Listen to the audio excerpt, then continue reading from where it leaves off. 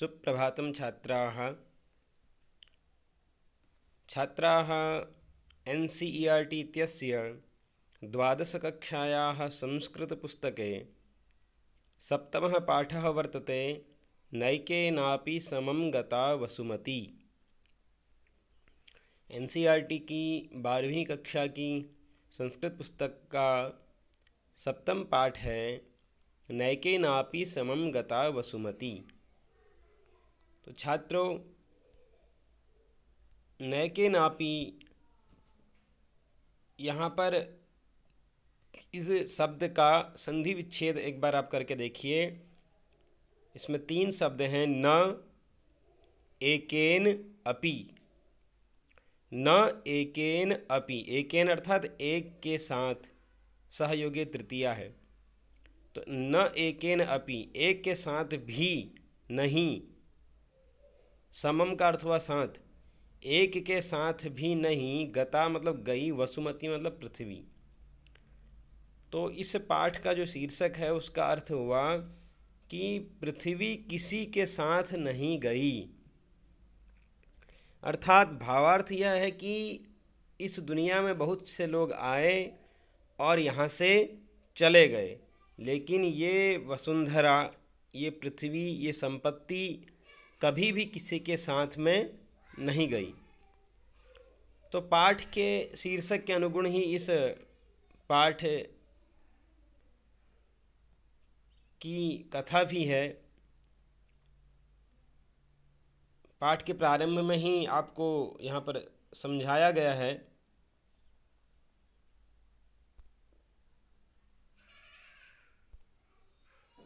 कि यह पाठ है भोजराज से राज्य प्राप्ति प्रबंध, इस प्रकार का एक जो ग्रंथ है, भोज प्रबंध का एक अंश है, वहाँ से यह पाठ लिया गया है। छात्रों, इस पाठ में आपको बताएं, इसका जो कथा सार है हिंदी में लिखा भी गया है, फिर भी आप एक बार सुन लीजिए। इसमें क्या है कि जो राजा भोज हैं वो अपनी मृत्यु के समय अपने पुत्र को, अपने भाई को सौंपते हैं और कहते हैं कि ये तुम्हें इस पुत्र की रक्षा करनी है और इस संपूर्ण राज्य को तुम्हें संभालना है। तो मुंज जो है भोज का भाई, वो संपत्ति के लालच में अपने भतीजे को मरवाने का षड्यंत्र करता है और एक किसी अन्य राजा को बुला करके अपने भतीजे को मारने के लिए उसे भेज देता है।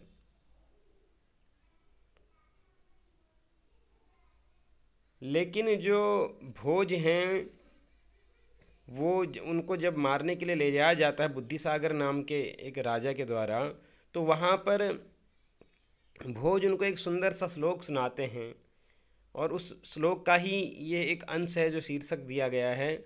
उस श्लोक का भावार्थ ये होता है कि इस दुनिया से बड़े बड़े राजा चले गए, लेकिन ये पृथ्वी किसी के साथ नहीं गई। और मेरे चाचा से कह देना कि शायद तुम इस पृथ्वी को लेकर ही यहाँ से जाओगे। इस प्रकार का एक श्लोक बोलते हैं भोज, और जो बुद्धिसागर हैं वो उस श्लोक को सुनकर के वैराग्य में आ जाते हैं और उनको लगता है कि देखिए यह संसार कितना झूठा है और मुझे गलत कृत्य नहीं करना चाहिए, और इस प्रकार से वो भोज को बचा लेते हैं, भोज को छुपा देते हैं, कहीं उसकी रक्षा करते हैं और भोज की जैसी एक जो है एक प्रतिमा बना करके, एक मूर्ति बना करके उसका सर जो है काट के वो राजा के पास ले जाते हैं कि मैंने भोज को मार दिया। जब राजा पूछता है मुंज की मरते समय उसने क्या कहा, तब जो बुद्धिसागर हैं वो श्लोक को सुनाते हैं और श्लोक को सुनकर के मुंज को भी वैराग्य हो जाता है और वो प्रायश्चित करने लगता है कि मैंने बहुत बड़ा अपराध किया, अपने भतीजे को मार दिया। इस प्रकार से जब प्रायश्चित करने लगता है तब ये लोग एक योजनाबद्ध तरीके से फिर कहते हैं कि जो भोज है वो जीवित हो गया है, और मुंज जो है संपूर्ण राज्य भोज को सौंप करके स्वयं जो है ज्ञान प्राप्ति के लिए प्रयत्नशील हो जाते हैं। यही इस कथा का संपूर्ण सारांश है। तो छात्रों, अब एक एक वाक्य करके मैं पढ़ूंगा और आप लोग पुस्तक सामने रख करके इन वाक्यों का अर्थ समझेंगे। पुरा धारा राज्ये सिंधुल संज्ञो राजा चिरम प्रजा पर्यपालयत। पुरा अर्थात प्राचीन काले, धारा राज्य में, सिंधुल संज्ञो राजा, सिंधुल नाम का राजा, चिरम प्रजा पर्यपालयत, बहुत लंबे समय तक प्रजा का पालन किए।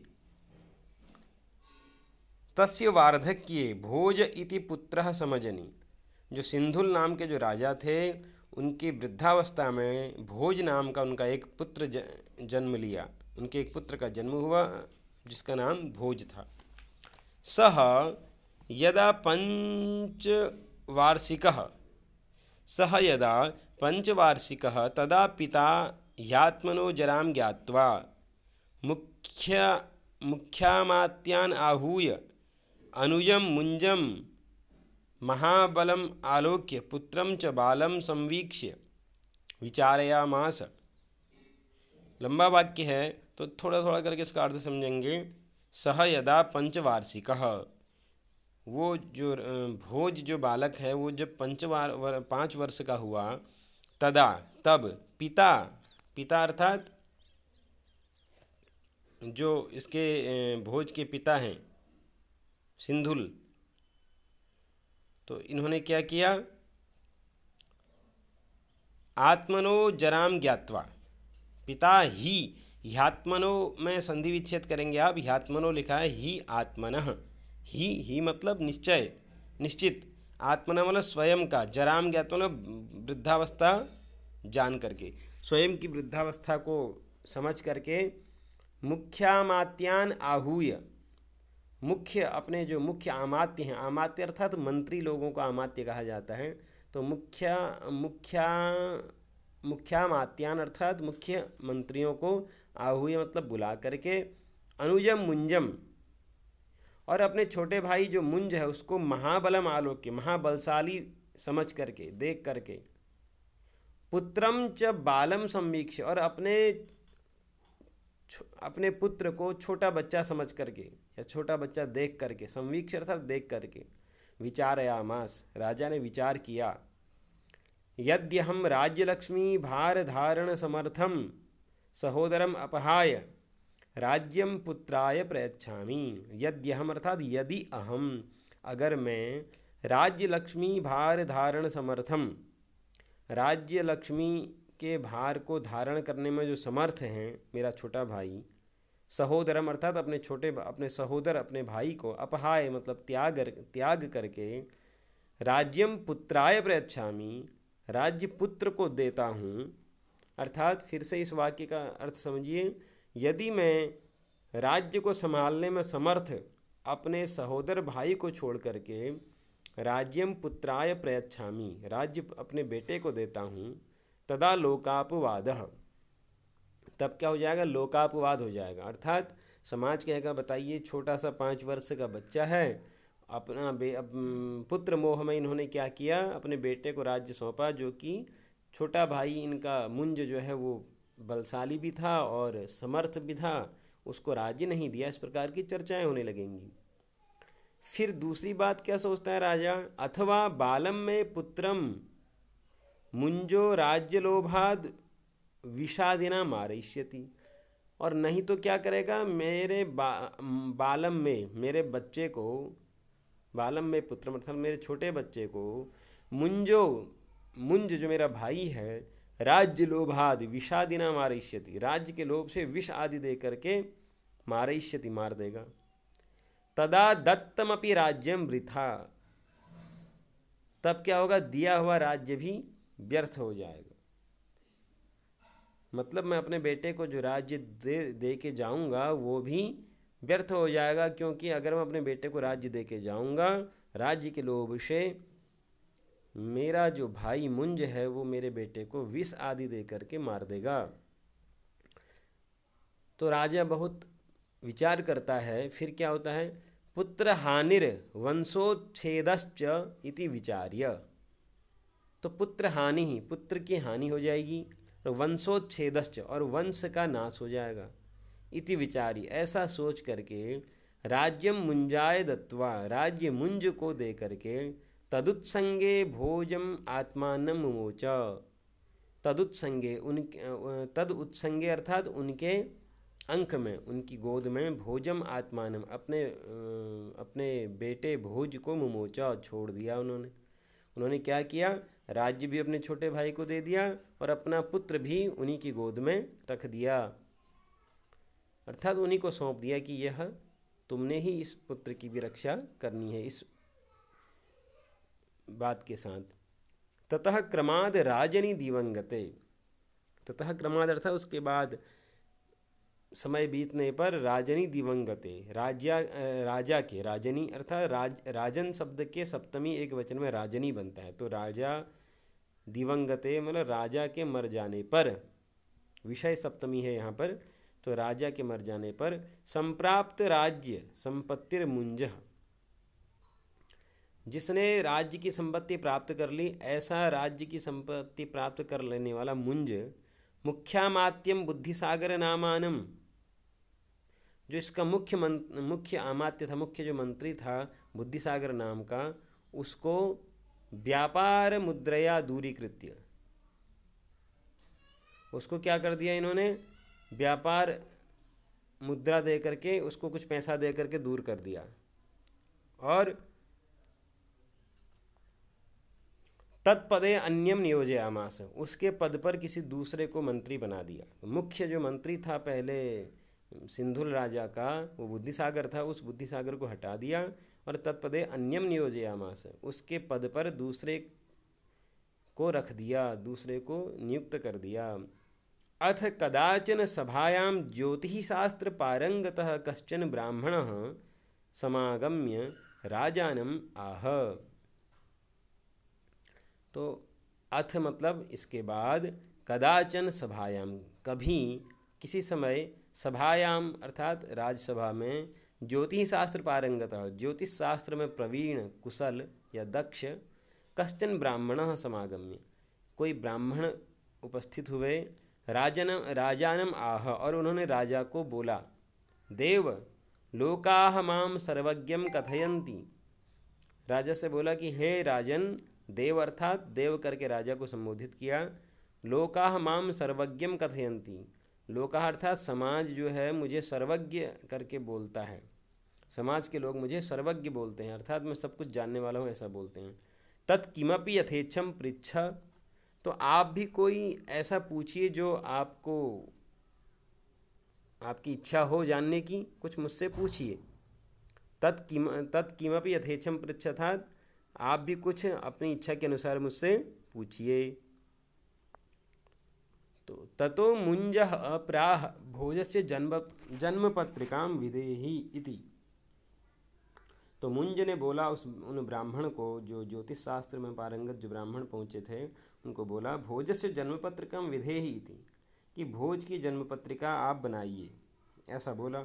विप्रः जन्म पत्रिकां विधाय उक्तवान, विप्र ने जन्म पत्रिका बनाई और बोले, 50 पंचवर्षाणि सप्तमास दिनत्रयम्, 50 पंचवर्षाणि अर्थात 50, 50 अर्थात 50, पंच अर्थात 5, तो 50 और 5 कितना हो गया, 55, तो 55 वर्ष, सप्तमास 7 महीना, दिनत्रयम् और 3 दिन, भोजराजेन भोक्तव्यः स गौड़ो दक्षिणापथ, जो भोज है आपका, जो बच्चा है, इसने इतने समय तक इस गौड़ राज पर क्या करना है, राज्य करना है, इसका भोग करना है। तो भोज विषयिणीम इमाम भविष्यवाणीम निशम्य, भोज के विषय में, भोज विषयिणीम अर्थात भोज के विषय में, इमाम भविष्यवाणीम, इस भविष्यवाणी को निशम्य अर्थात सुन करके, मुंजो विच्छाय वदनो भूत, मुंज जो है, मुंज का मुख एकदम धुला सा हो गया, मुख मलिन हो गया, मुख उतर गया उसका, इच्छा उसके मुख की छाया गायब हो गई। ततो राजा ब्राह्मणं संप्रेष्य निशीथे शयनमासाद्य व्यचिन्तयत्। ततो राजा अर्थात उसके बाद राजा ने ब्राह्मणम संप्रेष्य, ब्राह्मण को भेज दिया वहाँ से, निशीथे अर्थात रात्रि काल में, शयनम आसाद्य, शयन करते हुए, शयन आसन पर जा करके, व्यचिंतित सोचने लगे, राजा सोचने लगे, यदि राज्य लक्ष्मीर भोज कुमारम गमिष्यति, यदि यह राज्य भोज के पास चले जाएगा, तदाहम जीवन्नपि मृतः, तब मैं जीता हुआ भी मरा हुआ सा हो जाऊंगा। ततश्च अभुक्त एव सह एकाकी किमपि चिंतयित्वा। अब हुआ क्या, निशीथ समय में, जब संध्या का समय होता उसी समय राजा जो है अपने बिस्तर पर चले गया। तो ततः अभुक्त एव, तो उन्होंने क्या किया, बिना भोजन किए ही, सह एकाकी किमपि चिंतयित्वा, उन्होंने अकेले में कुछ सोचा, और बंगदेशाधीश्वरम वत्सराजम समाकारितवान, तो उन्होंने क्या किया, बंगराज के जो अधीश्वर हैं, बंगराज के जो राजा हैं वत्सराज, उनको बुलाया, समाकारितवान अर्थात उनको बुलाया। वत्सराजश्च धारानगरीं संप्राप्य राजानं प्रणिपत्योपविष्टः, तो वत्सराज उनके बुलाने पर आए, धारानगरीं संप्राप्य अर्थात धारानगर में पहुँच करके, राजानं प्रणिपत्य, राजा को उन्होंने प्रणाम किया और बैठ गए। राजा च सौधम निर्जनम विधाय, वत्सराज के आ जाने पर राजा ने क्या किया, सौधम निर्जनम विधाय, सौधम अर्थात अपने महल को, निर्जनम विधाय, जन विहीन कर दिया, अर्थात वो दोनों वहाँ पर रुके, बाकी और जो थे सबको बाहर भेज दिया वहाँ से। वत्सराजम प्राह, और वत्सराज से बोला, त्वया भोजो भुवनेश्वरी विपिने रात्रौ हंतव्यः, कि हे वत्सराज, आपको जो है इस भोज, जो मेरा भतीजा है, भोज को भुवनेश्वरी के विपिने अर्थात जंगल में, रात्रौ हंतव्यः, इस बच्चे को रात को मारना है। छिन्नम च तस्य शिरः मत्पार्श्वे अंतःपुरम आनेतव्यम, और क्या करना है, उसका कटा हुआ सर मत्पार्श्वे, मेरे पास, अंतःपुर में, मेरे राजमहल में, आनेतव्यम, लेकर आना है। एतन निशम्य, ऐसा सुन करके, वत्सराजः उत्थाय नृपम नत्वा प्रावोचत, वत्सराज उठे और उन्होंने राजा को प्रणाम करके बोला, यद्यपि देवादेशः प्रमाणम, वैसे तो देव का जो आदेश होता है वो वही प्रमाण होता है, वो करना ही होता है। वत्सराज इनसे बहुत छोटे हैं और इनके अधीन काम करने वाले राजा हैं, तो उन्होंने कहा है, वैसे तो आप हमारे देव हैं, आप हमारे ईश्वर हैं, आपकी बात ही प्रमाण है, लेकिन पुनरपि किंचिद वक्तु कामोस्मि, लेकिन मैं फिर भी कुछ बोलना चाहता हूँ। सापराधमपि मे वचः क्षंतव्यम, तो कहा मैं अपराध कर रहा हूँ, फिर भी मेरी बात को क्षमा करना, मैं अपराध से बोल रहा हूँ, फिर भी मुझे आप क्षमा करना। तो क्या बोला वत्सराज ने, देव, हे देव, पुत्रवधो न कदापि हिताय भवतीति, पुत्र का वध कभी भी हितकारी नहीं होता है, पुत्र का वध कभी भी हितकारी नहीं होता है। वत्सराजस्य इदम वचनम आकर्ण्य, वत्सराज की इस बात को सुन करके कुपितो राजा प्राह, कुपित राजा बोले, त्वं मम सेवकोसि, तुम मेरे सेवक हो, मया यत् कथ्यते त्वया तद विधेयम, मेरे द्वारा जैसा बोला जा रहा है तुम्हें वैसा ही करना चाहिए। पुनः वत्सराजः राजाज्ञा पालनीय एवेति मत्वा तूष्णीं बभूव, पुनः अर्थात फिर जब मुंज ने ऐसा बोल दिया तो वत्सराज जो है वो राजाज्ञा पालनीय एव इति, पालनीयैवेति, यहाँ पर संधि विच्छेद करेंगे, पालनीया एव इति, पालनीया एव इति, 3 शब्द हैं। तो वत्सराज ने सोचा कि राजा की आज्ञा का तो पालन करना ही है, इति मत्वा, ऐसा मान करके तूष्णीम बभूव, चुप हो गए।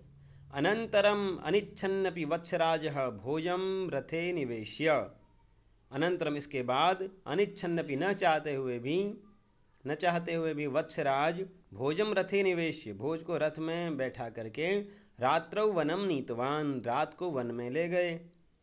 तत्र आत्मनो वध योजनाम ज्ञात्वा, वहाँ पर अपने वध की योजना को जान करके भोज को समझ में आ गया कि यहाँ पर मेरा वध करने के लिए ही लाया गया है मुझे, तो ऐसा जान करके भोजः किमपि वत्सराजम कथितवान, भोज ने वत्सराज को कुछ बोला। तद्वचनैः वैराग्यमापन्नो वत्सराजः तम न हतवान, जब भोज ने उस वत्सराज को कुछ बोला तो उसकी बातों से वत्सराज को वैराग्य हो गया और उन्होंने उसको नहीं मारा। तम न हतवान, उसको मारा नहीं। अपितु बल्कि गृहमागत्य भोजम, बल्कि घर आकर के भोज को गृहाभ्यंतरे भूमौ निक्षिप्य रक्ष्य, उन्होंने क्या कर दिया, अपने घर के अंदर भूमि में उसको जो है रख करके उसकी रक्षा करी। पुनः कृत्रिम रूपेण भोजस्य मस्तकम कारयित्वा, फिर क्या किया उन्होंने, किसी कलाकार को बुला करके कृत्रिम बनावटी भोज का सर बनाया और उस सर को बना करके राजभवनम गत्वा, राजा के भवन में गए। वत्सराजो राजानम प्राह, वत्सराज ने राजा को बोला, श्रीमता यदादिष्टम तत्साधितम इति, वत्सराज ने क्या बोला राजा को कि आपने जो भी आदेश दिया था, यदादिष्टम अर्थात जो आपने आदेश दिया था, तत्साधितम, उसको मैंने पूरा कर दिया। इति मतलब ऐसा।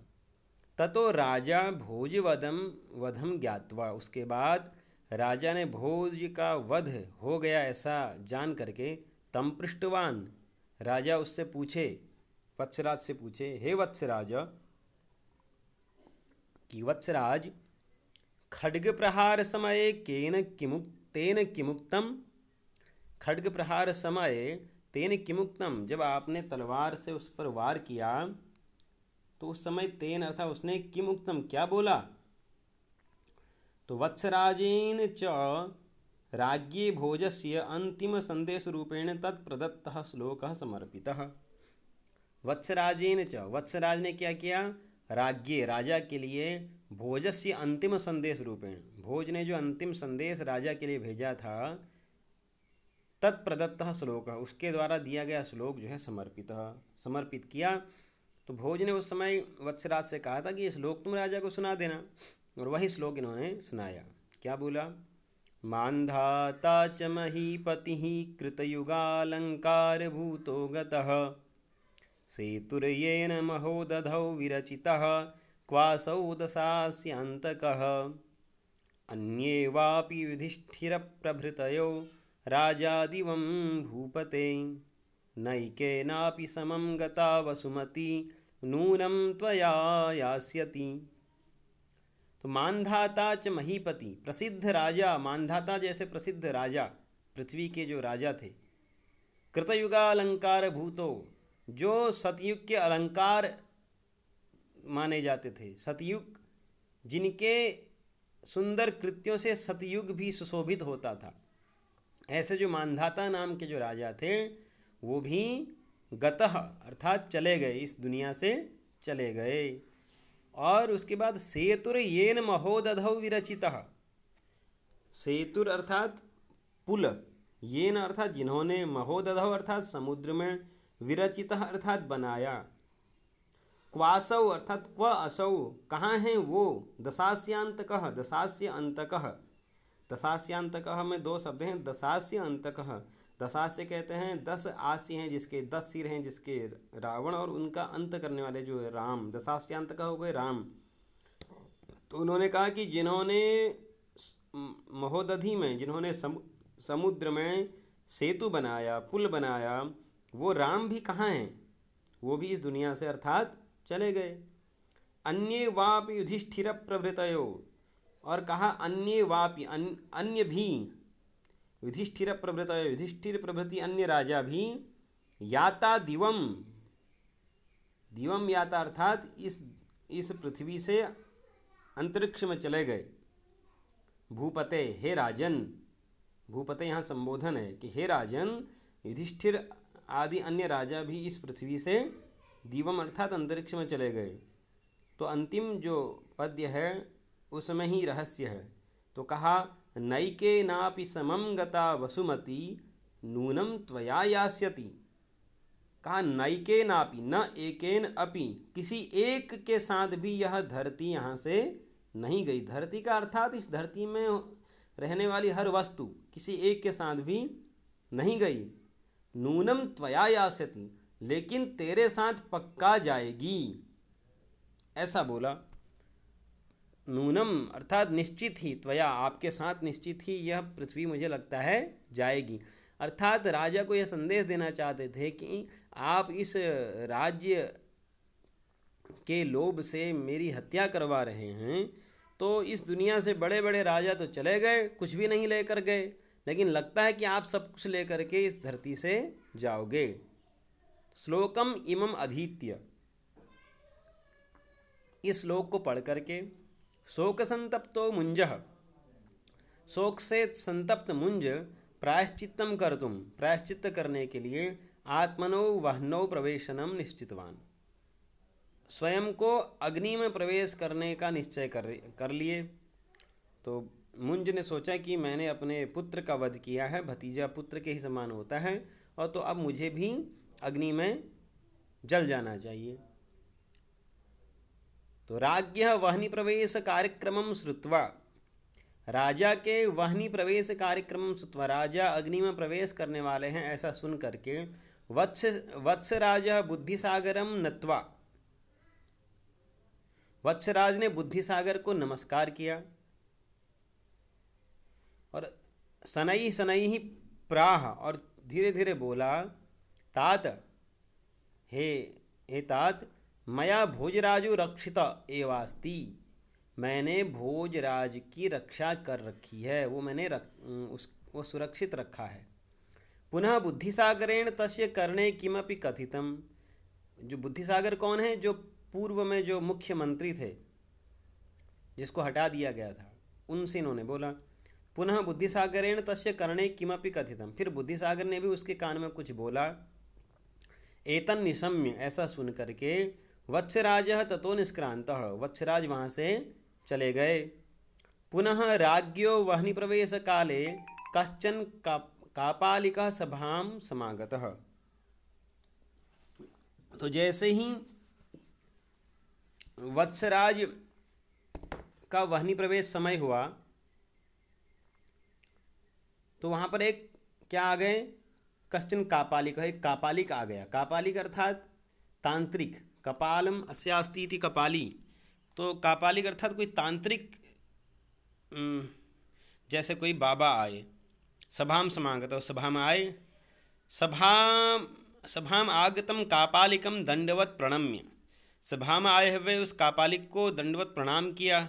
मुंजः प्रावुचद, तो दंडवत प्रणाम करके मुंज ने बोला, हे योगींद्र, हे योगीराज, महापापिनो मया हतस्य पुत्रस्य प्राणदानेन माम रक्ष इति। तो उन्होंने उनको भी, मुंज को पता था कि यह कोई कापालिक है, कोई तांत्रिक है, ये योगी है, तो ये कुछ भी कर सकते हैं। तो उन्होंने बोला कि मैं महापापी हूँ, महापापिनो मया, मेरे महापापी मुझ द्वारा मारे गए मेरे पुत्र के प्राणदान करके मुझे मेरी रक्षा करो, अर्थात मेरा जो पुत्र है जो मेरे द्वारा मारा गया है उसकी प्राणों की आप रक्षा करिए, आप उसको जीवित कर दीजिए। अथ कापालिकः तम प्रावोचद, इसके बाद उस कापालिक ने राजा से बोला, तम प्रावोचद अर्थात राजा को बोला, राजन माँ भयशीहि, राजन भय मत करो, शिव प्रसादेन स जीवितो भविष्यति, भगवान शिव के प्रसाद से वह जीवित हो जाएगा। तदा श्मशान भूमौ कापालिकस्य योजनानुसारम भोजः तत्र समानीतः, तो ये सब ये योजना बनाई गई थी पहले से ही, क्योंकि बुद्धिसागर को जब बोला वत्सराज ने, उन्होंने ही ये योजना बनाई थी। तो श्मशान भूमौ, जब शमशान भूमि में अग्नि में प्रवेश कर रहे थे राजा, तो कापालिकस्य योजनानुसार, उस कापालिक के योजना के अनुसार भोजः तत्र समानीतः, भोज को वहाँ लाया गया। योगिना भोजो जीवितः, और योगी ने भोज को जीवित कर दिया। इति कथा लोकेषु प्रसृता, यह कथा लोकेषु अर्थात समाज में बहुत प्रसिद्ध है। पुनः गजेंद्रारूढ़ो भोजो राजभवनम अगात, फिर हाथी में आरूढ़ होकर के जो राजा भोज थे वो राजभवन में आए। संतुष्टो राजा मुंजः भोजम निज सिंहासने निवेश्य, संतुष्ट जो राजा मुंज हैं उन्होंने क्या किया, भोज को निज सिंहासने निवेश्य, अपने सिंहासन में बैठाया। निज पट्टरागीभिश्च सह तपोवन भूमिम गत्वा, और अपनी पटरानियों के साथ तपोवन भूमिम गत्वा, तपोवन भूमि में जाकर के परम तपस्तेपे, महान तपस्या की। भोजश्चापि चिरम प्रजा पालितवान, और भोज ने भी बहुत लंबे समय तक प्रजा की रक्षा की, प्रजा का पालन किया। तो छात्रों, इस पाठ से यह शिक्षा मिलती है कि इस जीवन में जो कुछ भी है, इस संसार में हमारे सामने, यह सब कुछ यहीं रह जाता है और हमारे अच्छे कार्य ही हमारे साथ जाते हैं। इसलिए हमें लोभ के कारण कोई भी ऐसा कार्य नहीं करना चाहिए जिससे दूसरे को क्षति हो, जिससे दूसरे का नुकसान हो। अयम पाठः भवद्भिः श्रुतः, आपने ये पाठ सुन लिया, अब आप इसका अभ्यास कार्य भी एक बार देखेंगे। देखिए ये शब्दार्थ हैं, शब्दार्थों को एक बार देख लीजिएगा, जो विशेष शब्द हैं उनके अर्थ दिए गए हैं। और संधि विच्छेद, संधि विच्छेदों को जरूर आप लोग देखिएगा, आपकी पुस्तक में जितने संधि विच्छेद दिए गए हैं पाठों के अभ्यास में, यही आपके प्रश्न पत्र में भी पूछे जाएंगे परीक्षा में। बाहर से कोई भी संधि विच्छेद नहीं आते हैं, इसलिए आप लोग इन संधि विच्छेदों को अच्छे से देखिएगा। तत्पश्चात अभ्यास कार्यम अस्ति, उसके बाद अभ्यास कार्य है। एक पदेन वाले प्रश्न हैं, एक पदेन में आपको एक ही शब्द में उत्तर लिखना होगा। पूर्ण वाक्यन में पूर्ण वाक्य में उत्तर लिखना होगा। प्रश्न निर्माण का आपको मैंने पहले बताया है। मैं एक छोटा सा वीडियो बना के आपको ये अभ्यास कार्य में भेजूंगा, लेकिन फ़िलहाल आप स्वयं से कोशिश कीजिएगा इस अभ्यास कार्य को करने का। तो अस्तु छात्राः, धन्यवादः।